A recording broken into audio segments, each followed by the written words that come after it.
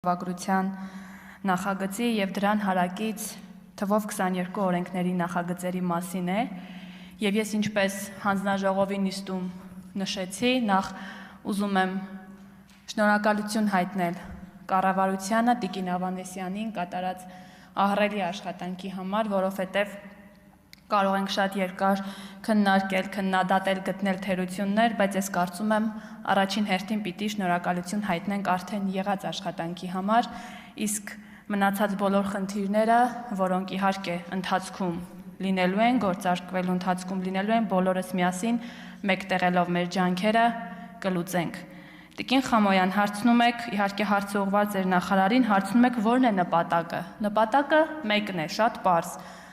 Ունենալ ավելի առողջ հասարակություն կյանքի բարձր որակով։ Այս օրենքի ընդունման նպատակը շատ պարզ է և հասկանալի բոլորիս համար։ Դե այո, սպասելի էր և գաղտնիք չէր, որ մեր ընդդիմադիր գործընկերները փորձելու են նորից մութ սենյակներում ինչ-որ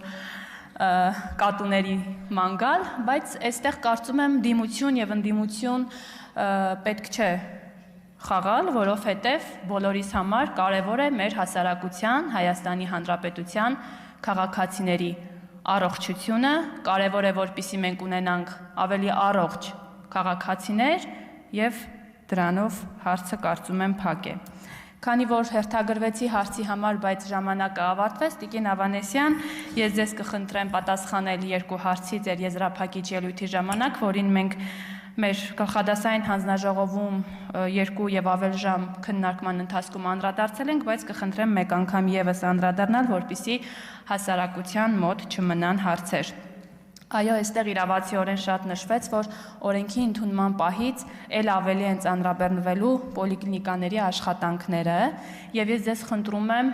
մեզ բոլորիս, նորից եմ կրկնում, ևս մեկ անգամ տեղեկացնել, թե ինչ աշխատանքներ է տարվում այս պահին առաջնային օղակի հետ, ինչպիսի վերազինում ենք մենք նախապատրաստում և մասնագիտական կարողությունների ինչու ոչ և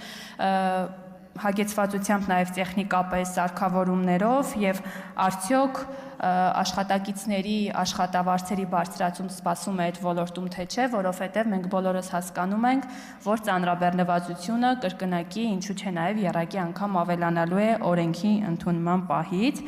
Եվ հաջորդ հարցը Տիկին Ավանեսյան, եթե քաղաքացին օրենքի ընդունումից հետո կորոշի դիցուք այնպիսի սարքավորումներից օգտվել, այնպիսի հետազոտություններից օգտվել, որի համար պետությունը X գումար է վճարում, բայց քաղաքացու նախընտրած ծառայությունը կամ օրինակ պրոթեզը ավելի թանկ է, այդ դեպքում քաղաքացին կկարողանա արդյոք հավելավճարով օգտվել այդ ծառայություններից։ Շնորհակալ եմ այս հետաքրքիր և կարևոր քննարկման համար, ես ուզում եմ, որ բոլորս միասին գիտակցենք այս օրենքի կարևորությունը և խնդիրները դիտարկենք ոչ թե քաղաքական շահարկման առիթ մեզ համար, այլ բոլորս միասին մեկտեղելով մեր ջանքերը կարողանանք նպաստել իրականում այս օրենքի գործունեությանը, այս օրենքի լավ որոնք գործնականում հօդս ցնդեցրեցին նրանց բոլոր առաջ քաշած թեզերը։ Նախ, չնայած այն հանգամանքին, որ իրենց քաղաքական հայրերը անգամ տերունական աղոթքը չգիտեն և ժամանակին հրաժարվել են համբուրել կտրիճի մեկնած խաչը, այսօր դարձել են նրա ամենամոլի պաշտպանները։ Նրանց հիմնական թեզն այն էր, թե իբր մենք պայքարում ենք եկեղեցու դեմ։ Սակայն մեր իրական նպատակը եղել ու մնում է կտրիճի և նրա խմբի կողմից եկեղեցու և հոգևորականների նկատմամբ իրականացվող ապօրինություններն ու ազատագրել եկեղեցին նրանցից։ Մեր այս պնդումները հաստատեցին ինչպես մի շարք հոգևորականների հրապարակային հայտարարություններ, այնպես էլ մամուլում հրապարակված ձայնագրությունները, որոնցից պարզ դարձավ, որ մեր ասածը լիովին արդարացված էր։ Եկեղեցու ներսում տիրող անառողջ մթնոլորտի, քահանաների կամքի ու խոսքի ազատության սահմանափակմանը և ընդհանրապես այնտեղ արմատացած այլանդակությունների գլխավոր պատասխանատուն հենց Կտրիչ Ներսիսյանն է։ Պարզապես, եթե նախկինում նա թաքնվում էր որոշ ճակերտավոր սրբազանների ետևում ու այսպես ժողովրդական լեզվով ասած նրանց փորներ տալիս, ապա այժմ այլ երկ չունի, քան իր դեմքով հանդես գալը։ Եվ հենց այստեղ է, որ Չփուչիկի նման պայթում է ընդդիմության կեղծ պնդումը, թե մենք պայքարում ենք եկեղեցու դեմ։ Ավելին, Տեր Արամին կարգալույց հռչակելը ոչ թե եկեղեցու պաշտպանություն է, այլ հակաեկեղեցական եւ եկեղեցու դեմ ուղղված ակնհայտ քայլ։ Երկրորդ կեղծարածը փլուզվեց ինքնահռչակ Քաջ Արամի, այս դեպքում Վարդանիկի կաշառք վերցնելուց բռնվելու փաստով։ Հիմա նոր պրակտիկա է դարձել յուրաքանչյուր գող ու ավազակ, որ լավ գիտի, որ մի օր գալու են իր հետևից, իր գլխից մեծ բողկեր ուտելու համար, նախապես նավսյակիս լուչի հայտարարում է, թե բա իմ ընտանիքին եթե ինձ մի բան պատահի, ապա իմացեք, որ քաղաքական հաշվեհարդար է։ Իսկ երբ իրավապահները գալիս են արդեն իրենց կերած բողկերի հետքերով, նույն պահին ինքնահռչակվում են քաղաքական հալածյալ եւ քաղբարտարկյալ։ Նույն վիճակում է նաեւ Վարդանիկի դեպքում։ Մարդը բռնվել է կաշառք պահանջելիս, գոյություն ունի ձայնագրություն, որը առնվազն իրենց կողմից չի հերքվել, բայց այնուամենայնիվ հայտարարում են, թե սա քաղաքական հաշվեհարդար է։ Իհարկե, Վարդանիկին հերոսացրած եւ Գյումրին նորից Վարդանիկի ջանքերը նետած ընդդիմությունը երևի չէր էլ պատկերացնում, որ այսքան արագ Վարդանիկը կանցնի իր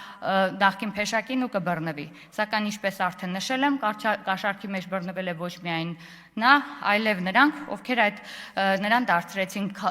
քաղաքապետ, նաև նշում էին, որ որպես մոդել պայքարելու են հետագայում համապետական ընտրությունների համար։ Կյանքը ապացուցեց, որ ձեր բոլոր մոդելները մի բանի մասիր էին՝ կաշառք, կոռուպցիա, պետության թալան։ Երրորդ ցայնոտը սկսվեց այն պահին, երբ պարզ դարձավ, որ Ադրբեջանը տրամադրում է իր տարածքը Հայաստան եկող բեռների համար, եւ առաջին բեռը լինելու է Հայաստանի համար նախատեսված ղասախական ցորենը։ Այստեղ ջղաձգվելու երկու պատճառ կար։ Առաջինը այն փաստը, որ Հայաստանն աստիճանաբար ապաշրջափակվում է, իսկ ապաշրջափակված բաց սահմաններով Հայաստանը վերջնականապես խաչ է քաշում թե նրանց քաղաքական գոյության, թե անձնական բարեկեցության վրա։ Նրանց համար Հայաստանի մշտական կոնֆլիկտային վիճակը եղել է եկամտի կարևոր աղբյուր։ Հաջորդը այս շրջանակների հերթական անգամ դարձել են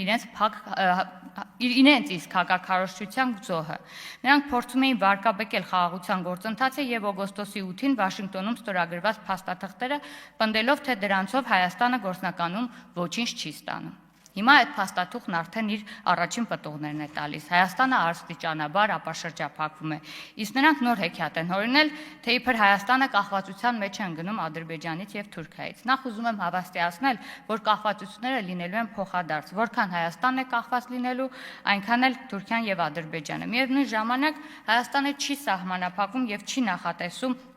իր ամբողջ բեռնափոխադրումը իրականացնել բացառապես այդ տարածքով։ Մենք ունենք երկու հարևան պետություններ եւս։ Ու մեծ հաշվով, եթե դուք իսկապես մտահոգված եք Հայաստանի հնարավոր կախվածություններով, ապա ինչու ձախողեցիք Հյուսիս-Հարավ ծրագիրը, ինչու լափեցիք այդ գումարները եւ ինչու 10 տարվա ընթացքում չկարողացաք այդ ծրագիրը կյանքի կոչել։ Ուստի համոզված եմ, որ ձեր անհանգստությունները կապված չեն Հայաստանի հնարավոր կախվածությունների մեծացման հետ, այլ պայմանավորված են ձեր հյուսիսային հայրենիքից Հայաստանի